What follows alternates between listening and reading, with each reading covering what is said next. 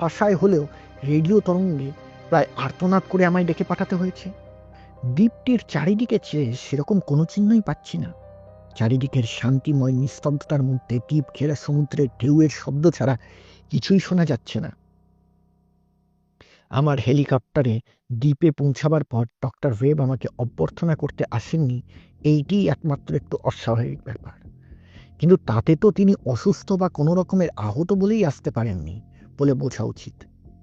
এমন করে আমায় ডেকে পাঠাবার কারণও হয়তো তাই ছাড়া আর কিছুই নয়। টিনের চালাটার সামনের কামরায় ঢোকার পরেই কিন্তু থমকে দাঁড়াতে হলো। এইটাই ডক্টর ওয়েব গবেষণা করবার ল্যাবরেটরির ঘর বলে বোঝা গেল, কিন্তু সমস্ত ঘরের ভেতরে যেন একটা ভূমিকম্প হয়ে গেছে। যন্ত্রপাতি, জিনিসপত্র সব ভাঙাচোরা আর ওল্টানো।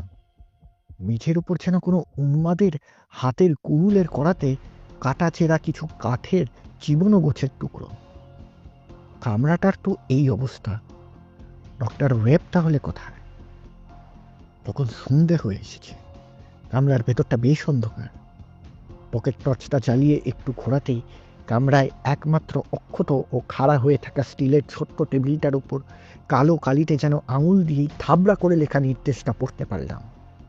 নেভিল, লেখা পড়ছো মানে এসেছো।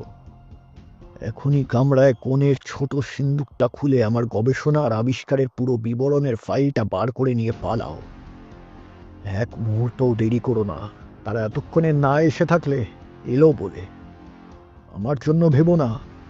আমি লুকিয়ে থাকবার বৃথা চেষ্টা করলেও সব সাহায্যের বাইরে, সব আশার অতীত হয়ে ওদের জন্যই অপেক্ষা করছি। যাও। সিন্দুক খোলার নাম্বার হলো L070103। এক মুহূর্ত আর দেরি করিনি, কিন্তু সিন্দুকটা খোলায় গোলমাল হয়েছে। ডক্টর ওয়েবের লিখে রাখা নাম্বার অনুসারে চাকটি ঘোরাতেও সিন্দুকের দরজা খোলেনি। আমি অস্থির হয়ে বারবার নাম্বার করেছি, কিন্তু হয়নি তাতেও।